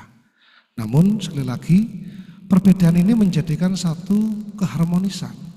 Bila mana kita memiliki pandangan teosofis yang berbeda, tapi saya ingin menyampaikan bahwa Sang Hyang itu bukan penguasa yang memerintah, melainkan suatu daya hambek yang membuat jagat ini bergerak. Gunung berdiri karena Sang Hyang yang menegakkan, sungai mengalir karena Sang Hyang yang menggerakkan, agni suci atau api menyala juga karena Sang Hyang yang memberikan daya. Sehingga ada istilah yang sering kita kenal dan dijumpai di era modern saat ini, ada sembahyang, ada sembuhyang. Kita sering terjadi konflik terkadang dalam kehidupan sosial, menilai tentang artikulasi terhadap sembahyang. Padahal secara bahasa Kawi Jawa kuno, sembah itu merupakan daya yang terpancarkan dari kosmologi dalam tubuh manusia dan menyelaraskan kepada semesta raya. Sehingga hyang itu adalah daya. Daya yang tidak bisa terpikirkan, daya yang tidak bisa tergambarkan. Maka saudara-saudari sedharma Hindu juga menyatakan bahwasanya dikenal dengan istilah Sang Hyang Ashintya. Maka Sang Hyang Ashintya ini merupakan serapan asli murni dari bahasa kita. Karena Sang Hyang ini tidak ada di negara-negara lain. Sang Hyang ini tidak ada di kitab-kitab negara lain atau buku-buku suci negara lain. Sang Hyang ini memang benar-benar dari Nusantara. Itulah bangsa kita menggunakan istilah Yang Maha Esa. Ada juga istilah sembahyang. Sembahyang merupakan daya yang terpancarkan dari dalam diri menuju penyelarasan kepada Hyang. Bila mana kebalikannya, daya kosmik yang ada di luar masuk ke dalam tubuh setiap saripati manusia, itu disebut dengan sembuhyang. Saya berharap bahasa-bahasa sembahyang, sembuhyang dan sebagainya itu, kembiang, nembiang dan segala macam itu adalah menjadi tuntunan untuk kita semua untuk menemui Tuhan, ketuhanan yang Maha Esa di dalam diri kita sendiri. Karena moyang luhur Nusantara kita dalam perspektif di Jawa kuno menggunakan perspektif yang sama. Warga perguruan kami ada yang dari Batak, warga perguruan kami ada yang dari Pasundan, ada yang juga warga kami dari Bali, Lombok, Sasak, Kaharingan. Semua ternyata memiliki akar etimologi bahasa Hyang. Cuman logatnya kalau di Batak itu namanya niang dalam Batakon. Saya berharap Sang Hyang ini bukan menjadi persoalan, tetapi Sang Hyang ini adalah pandangan moyang luhur peradaban bangsa kita, sehingga pandangan hidup kita di dalam ketuhanan yang Maha Esa selalu tercerahkan dan kita mendapatkan waranugraha setiap waktu. Oleh sebab itu di dalam perguruan kami selalu mengucapkan Om Sang Hyang Jagat Pratingkah. Sang Hyang Jagat Pratingkah adalah Sang Hyang yang mula-mula, yang mana menghasilkan segala gelombang dan frekuensi sehingga menjadi pengejauhan tahan dalam bentuk Hyang Jalma. Dari Hyang Jalma menjadi Hyang Manusa. Maka dalam etimologi bahasa Kawi asal Indonesia kita dikenal dengan istilah tiang. Tiang itu adalah titah hyang. Kita adalah percikan-percikan dari hyang. Kita semua adalah percikan-percikan dari ketuhanan yang Maha Esa. Namun kita bukan ketuhanan yang sejati. Kita sedang kembali ke dalam percikan tadi. Saya setuju dengan Ustadz yang tadi terputus, nyuwun pangapunten, bahwa kita adalah boleh disejajarkan dengan istilah hamba. Hamba akan kembali kepada sang empunya. Pada saat percikan itu sudah disadari ada di dalam sanubari kita yang disebut dengan jiwatman. Pada saat penyatuan jiwatman dalam samadhi, maka kita akan bertemu kepada sang sumber yang sejati. Ialah Sang Hyang, sinar dan cahaya yang tidak memiliki warna. Dan rupa-rupi Sang Hyang adalah percikan-percikan yang penuh ada di jagat raya ini. Flora, fauna, manusia. Mohon maaf Bapak, Terima kasih. waktunya Terima kasih. dibatasi Matur karena nuwun, ini terima masih kasih. belum. Ya baik, terima Nggih, kasih. kemawon. Terima Matur kasih, nuwun. salam kenal. Rahayu Semoga nggih. bisa bergabung di kesempatan Nggih, terima selanjutnya. kasih. Terima Terima kasih. kasih. Baik, untuk selanjutnya Ustadz tadi bisa melanjutkan Pak penanggap yang tadi terputus, Maaf silakan. tadi terputus ya. Jadi kita bisa mengenal Tuhan itu ketika kita tiada. Oleh karena itu, kalau kita masih merasa ada, kita tidak akan bisa mengenal Tuhan. Nah, untuk itu maka harus melakukan aktivasi ruhani, supaya ruhani kita aktif, dan ketika aktif maka kita akan bisa mengenal Tuhan dan bisa beraudiensi dengan Tuhan. Dalam sastra Jawa, itu yang sebenarnya mengambil dari ajaran Islam ini, khususnya mistisme Islam atau tasawuf yang diprakarsai oleh Syekh Burhanpuri dari India, itu mursyid tarekat Satoriyah. Beliau membagi urutan ini menjadi 7, yaitu martabat 7. Jadi sebenarnya manusia itu adalah dari Tuhan. Jadi ada sesuatu, ada ruh yang dari Tuhan, yang itu akan kembali ke Tuhan. Itu yang ada dalam diri manusia. Dan ruh itu nanti akan kembali ke Tuhan ketika melakukan aktivasi demi aktivasi. Jadi ada kalanya dari langit turun sehingga menjadi manusia yang suci ketika bayi, dan setelah menjadi manusia akan terkotori, maka harus menghilangkan kotoran itu atau aktivasi. Aktivasi ketika turun itu 7 tingkatan, ketika aktivasi juga 7 tingkatan. Aktivasi tersebut pertama adalah aktivasi jasad atau aktivasi jisim. Kedua, aktivasi nafsu atau nafsu. Diaktivasi supaya nafsu mutmainnah yang taat kepada Tuhan. Terus aktivasi akal. Akalnya yang akal munawwar, yang bersinar. Sehingga pasti akan selaras dengan kehendak Tuhan akalnya. Habis itu ada aktivasi yang keempat, aktivasi ruh di alam arwah. Jadi ruhnya aktif. Nah, setelah aktivasi ruh, baru nanti masuk di alam amr ilahi. Di alam perintah ilahi itulah manusia bisa beraudiensi dengan Tuhan atau menjadi manusia Tuhan. Tapi itu juga belum bersih. Nanti akan naik lagi ke alam berikutnya, aktivasi berikutnya. Dan akhirnya murni menjadi manusia paripurna. Jadi sebagaimana dikehendaki oleh Tuhan, itulah orang atau manusia yang benar-benar mengenal Tuhan atau hamba yang mengenal Tuhan. Itulah hamba yang harus kita taati dan kita harus manut nurut, patuh dan taat kepada beliau. Pada zaman Rasulullah, beliaulah Rasulullah Shallallahu Alaihi Wasallam. Pada saat ini, saat sekarang, ya pewaris sejati Rasulullah. Itulah manusia sempurna yang akan membimbing kita menuju kehadiratnya, menjadi manusia sempurna. Tanpa orang seperti itu yang mewarisi risalah, yang mewarisi kenabian, maka kita tidak bisa mengenal Tuhan dengan sebenarnya. Itulah ajaran dalam agama Islam yang dibingkai dalam ajaran tasawuf. Tasawuf adalah samudera tak bertepi. Bisa dimulai dari manapun.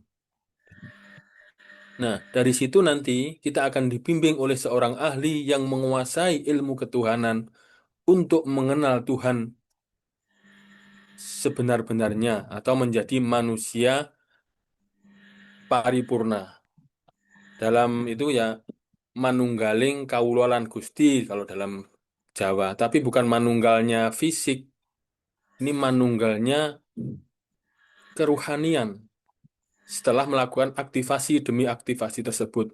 Dan aktivasi-aktivasi tersebut ya ada saja yang seperti dicontohkan oleh Romo Nain tadi. Misalkan ada 4 macam yang warna kuning, warna apa tadi itu ada. Tapi itu yang bukan itu yang terpenting, tapi bimbingan dari seorang ahli itu yang terpenting. Saya kira dari saya cukup segitu aja, Mbak Nana.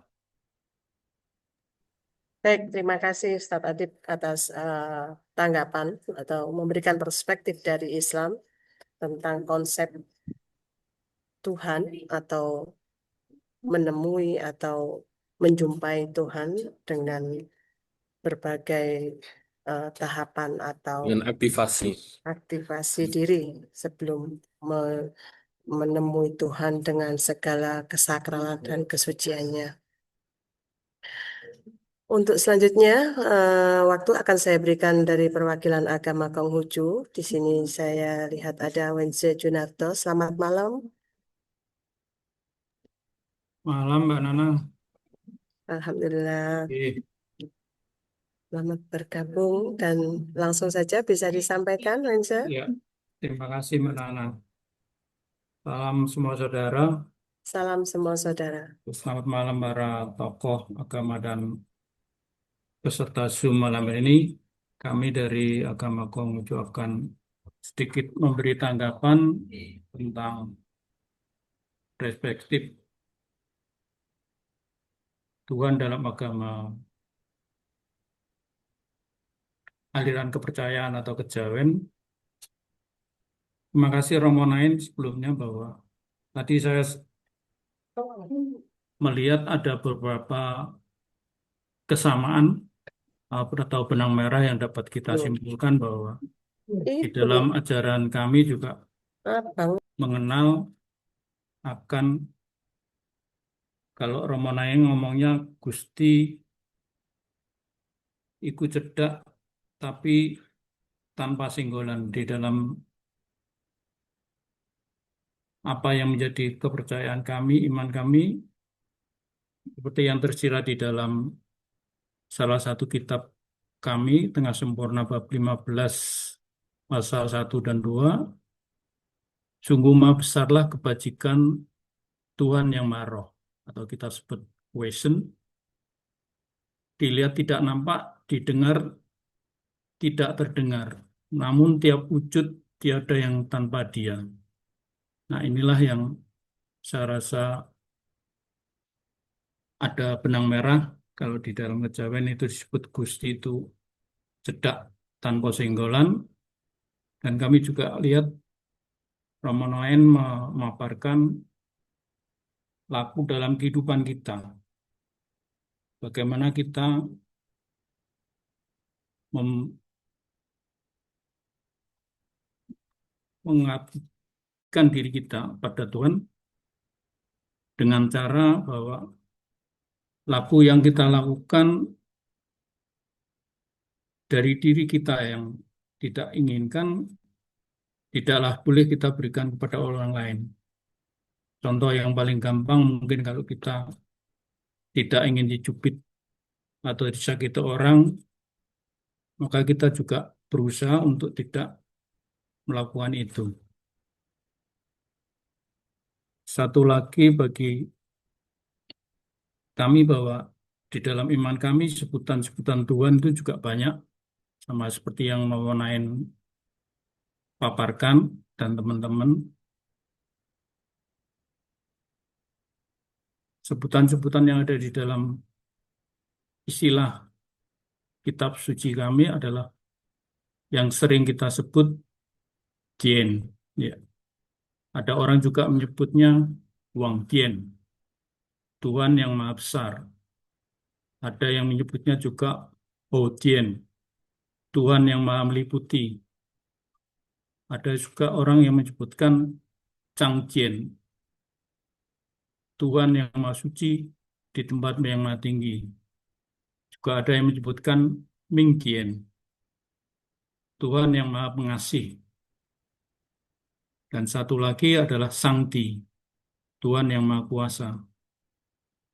Nah, kalau kita lihat dari dalam buku kitab dokumen kami, memang setiap dari dinasti membuat istilah-istilah sendiri. Tinggal dinasti mana yang paling kuat, itulah yang akan menyebut sebutan Tuhan dengan sesuai dengan dinasti yang paling berkuasa itu. Setiap dinasti pasti berubah. Dan dalam kitab suci kami, yang pasti kita menyebutnya adalah Tien.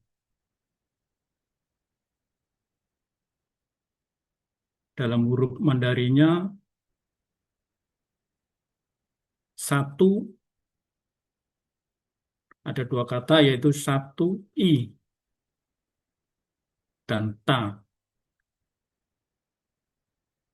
Yang kita kenal adalah dalam bahasa Arabiah, satu yang maha besar.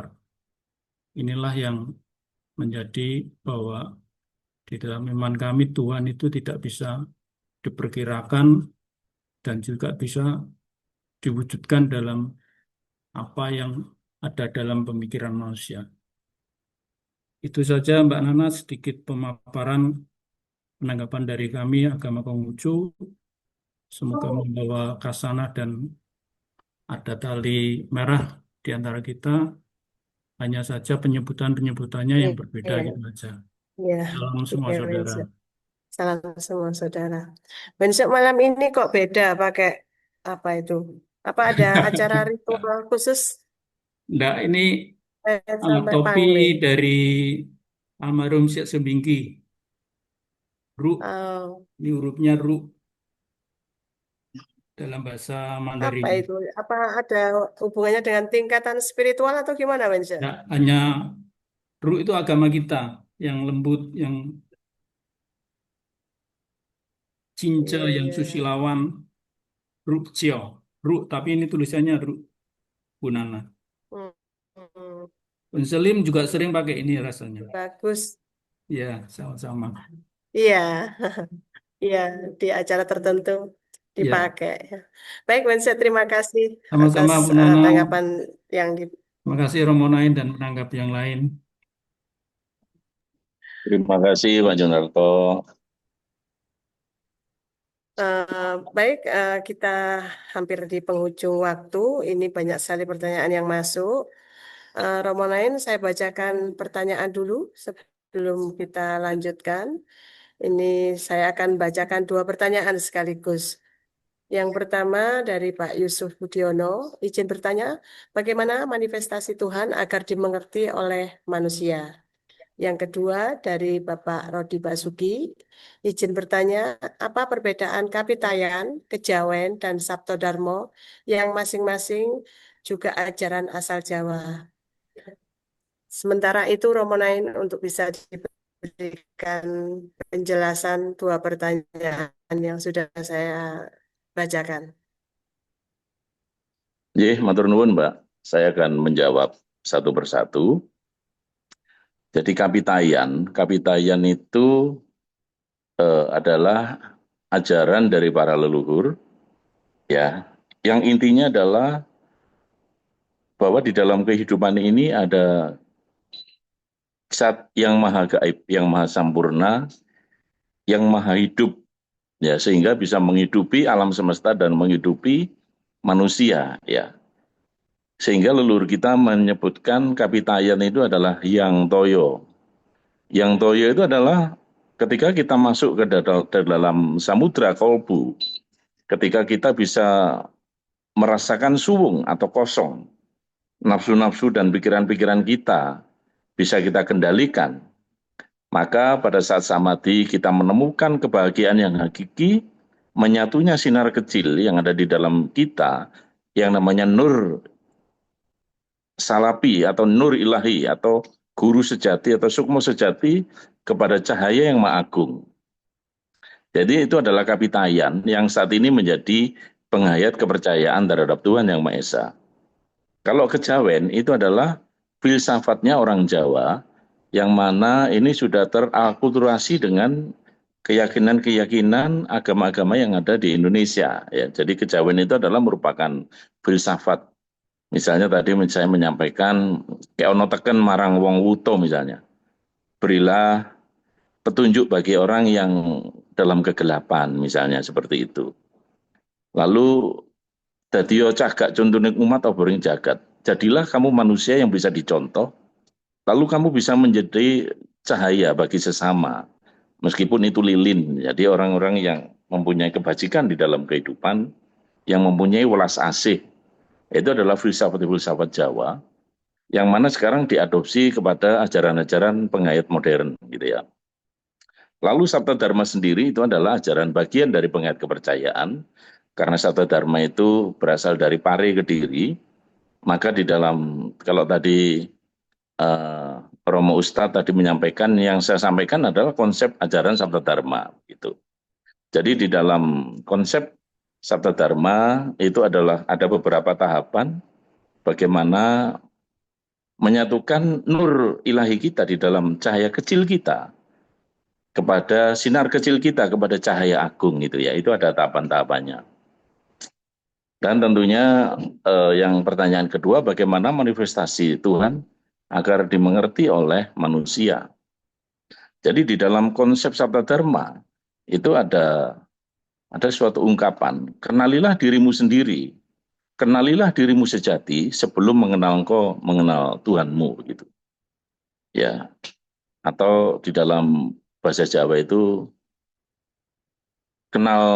kenalilah ingsunmu sejati sadurunge kowe ngenal Gustimu, begitu ya. Jadi di dalam konsep samadhinya warga Sabta Dharma, tadi saya menyebutkan tahapan-tahapan tentang bagaimana kita mencapai samadhi yang sempurna. Itu kita merasakan kecil di hadapannya.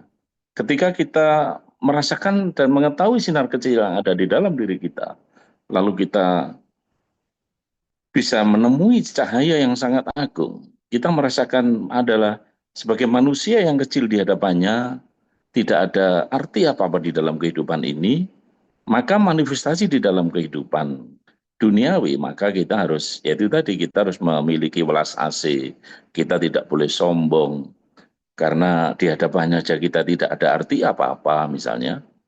Bahkan ketika manifestasi Tuhan yang bisa dimengerti oleh manusia, ketika kita dipanggil saat meninggal pun, ini yang terjadi pada nenek, mbah, dan bapak ibu saya. Itu nenek itu malah mengatakan, leh, seminggu maneh dulur-dulurmu saka Tuban kumpulno. Ojo luwe teko jam 1 awan, gitu ya. Ini pada saat mau meninggal itu menyampaikan hal semacam itu. Sehingga pada saat mahasiswa saya itu bertanya, wah mbak ini atene lapo kok, ternyata mbak benar dalam usia 84 beliau juga demikian tepat Minggu jam 1 siang, ketika keluarga besar saya datang dari Tuban, itu Mbah langsung sendakap, langsung mengembuskan nafas terakhir, yang mana pada saat meninggalnya itu dengan kondisi tenang, mata tertutup seperti orang tidur. Jadi saya menyatakan dalam pengalaman spiritual itu, wah kok isong ini ya, artinya bahwa Mbah ini sudah bisa menunggal dengan kesejatiannya, dengan Sang Pencipta itu sendiri. Oh ya, habis ini. Lah, sehingga saya akhirnya, oh berarti orang yang meditasinya atau samadhinya sempurna, itu Tuhan itu kalau punya rencana, itu manusia akan diberitahu. Bahkan sampai meninggal pun orangnya itu tahu begitu. Mungkin itu ya, Mbak. Karena memang dibatasi waktu, mohon maaf. Matur nuwun, Mbak. Baik, oh ya, ini masih ada beberapa pertanyaan ini. Saya mohon izin Romo dulu, Oh, apakah nggih. masih bisa dilanjut atau gimana ini? Oh, nggak apa-apa. Nggih, Nggak apa bisa. ya? Oh, baik. Ini saya bacakan pertanyaan berikutnya. Bagaimana ajaran Jawa tentang Sangkan Paraning Dumadi asal dari tujuan hidup dapat dipahami oleh generasi yang hidup di era digital, di mana identitas seringkali dibangun melalui media sosial dan ruang virtual? Nggih. Jadi langsung Sangkan Paraning Dumadi dan Memayu Ayuning Bawono ya, mungkin itu, Mbak. Oh, Nggih. ya, Mas Jadi Sinar. konsep Sangkan Paraning Dumadi, sekali lagi menurut ajaran Sabda Dharma, adalah ajaran tentang asal mula manusia sampai ketika dia menjadi dewasa, terus apa yang harus dilakukan di dalam proses dharma, ya. Lalu sampai meninggal dunia, begitu ya. Nah, di dalam konsep Sangkan Paraning Dumadi, di dalam ajaran Sabda Dharma itu ada ajaran tentang wejangan tesing dumadi. Artinya bahwa sebelum bapak kawin dan ibu itu masih gadis, nur kita itu ada di mana ya? Ya di situ di ajaran Jawa, di ajaran Sabda Dharma khususnya itu dipelajari. Kalau tadi memang di Sabda Dharma tidak ada kitab, tetapi belajarnya itu dari samadhi. Kita menggali dari rasa sejati kita, maka kita akan diberikan petunjuk oleh Gusti yang Maha Kuwasa, sehingga kita bisa memahami, oh ternyata nur itu asalnya dari sini, maka saya harus bisa menjadi orang yang betul-betul mempunyai rasa kasih sayang, welas asih kepada sesama, begitu. Karena asalnya aja seperti itu. Lalu ketika menjadi dewasa, bagaimana proses dharma, kalau kita, ya itu tadi, menjadi orang yang mempunyai welas asih, sampai kita meninggal dunia, gitu ya. Meninggal dunia pun, di dalam ajaran Sabda Dharma, hendaknya kalau meninggal, masih memberikan kesempatan untuk berdharma, beramal atau berbuat yang bermanfaat bagi kehidupan manusia dan alam semesta. Itu. Jadi kalau Memayu Ayuning Bawono artinya adalah bagaimana kita mewujudkan dharma di dalam kehidupan, menjaga alam semesta supaya tidak rusak, menjaga kehidupan kepada keluarga, masyarakat, bangsa, dan negara. Mungkin itu, Mbak. Matur Baik, nuwun, matur terima nuwun. kasih Ramo. Dengan uraian yang terakhir ini adalah menjadi penghujung waktu kita pada jaringan online pada malam hari ini. Namun sebelum kita tutup acara ini, saya mohon kepada Romo Nain lagi untuk memberikan sedikit closing statement mungkin dari kesimpulan dari apa yang sudah dibicarakan dan tanggapan-tanggapan yang sudah masuk untuk sebagai pelengkap atau konklusi dari apa yang kita bahas pada malam hari ini. Silakan. Mohon maaf, Romo Nain. Matur nuwun, Mbak. Jadi closing statement saya, intinya adalah bagaimana seseorang kalau sudah mengenal Tuhan, maka aplikasi di dalam kehidupan, sekali lagi, bahwa meskipun kita berbeda agama, meskipun kita berbeda keyakinan, kita harus tetap menyatukan jiwa kita, semangat kita, untuk membangun kebersamaan, untuk membangun welas asih, tidak ada perbedaan satu dengan yang lain, karena intinya adalah manusia itu adalah saudara. Maka saya sangat setuju Indonesia merayakan perbedaan adalah perwujudan orang-orang yang sudah menemui Tuhan di dalam kehidupan ini. Matur nuwun, salam semua saudara, mohon maaf. Saudara. Matur nuwun. suatu closing statement yang sangat komplit sekali untuk menutup dan mengakhiri perbincangan kita pada malam hari ini. Jadi saya sebagai moderator mohon maaf apabila ada kesalahan maupun keterbatasan atas semua yang saya sampaikan. Sekali lagi saya mohon maaf dan saya mohon undur diri. Untuk waktu selanjutnya saya serahkan kembali kepada Mbak Wulan. Terima kasih. Salam semua saudara. Salam semua saudara. Baik, Bapak Ibu, kita sudah berada di penghujung acara dan telah disampaikan tadi dari beberapa tokoh rohaniawan lintas agama, yang mana telah disampaikan bahwa ajaran Jawa mengajarkan bahwa mengenal Tuhan bukan hanya melalui akal, melainkan melalui laku batin, welas asih, pengendalian diri, dan juga budi pekerti. Dan bagaimana cara kita untuk mengaplikasikan dalam kehidupan sehari-hari, itu yang lebih penting ya Bapak Ibu.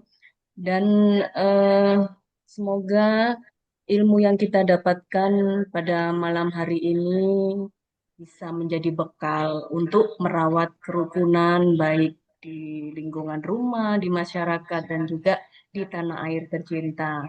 Kami ucapkan terima kasih yang sebesar-besarnya kepada narasumber Romo Nain Suryono yang sudah berkenan, bersedia berbagi wawasan, berbagi pandangan, perspektif di sini, serta kepada seluruh tokoh rohaniawan dari lintas agama juga yang telah memberikan tanggapan, perspektif dari masing-masing agama. Terima kasih serta kepada seluruh peserta yang telah menyimak hingga akhir. Terima kasih, sampai jumpa di kesempatan berikutnya, di sesi jagongan online berikutnya. Tetap sehat, tetap rukun, dan teruslah menjadi pribadi yang merayakan perbedaan sebagai anugerah Tuhan. Baik Bapak Ibu, sebagai penutup sesi jagongan online kita, perkenankan saya untuk membacakan satu bait pantun terlebih dahulu. Ya. Ini spesial pantunnya berbahasa Jawa ya. Lintang-lintang gumebyar ing langit wengi. Cakep. Tanpa Cakep. yen ati rukun lan luhur budi pekerti. Saklawase urip bakal tentrem lan rahayu. Ya, itulah tadi pantun berbahasa Jawa dari saya. Saya pamit undur diri. Wassalamualaikum dan salam semua saudara. Salam semua Salam saudara. semua saudara. Semua saudara. Satu lagi Mbak pantunnya. Terima kasih. Satu aja, satu lagi. Terima kasih Romo Nain. Selamat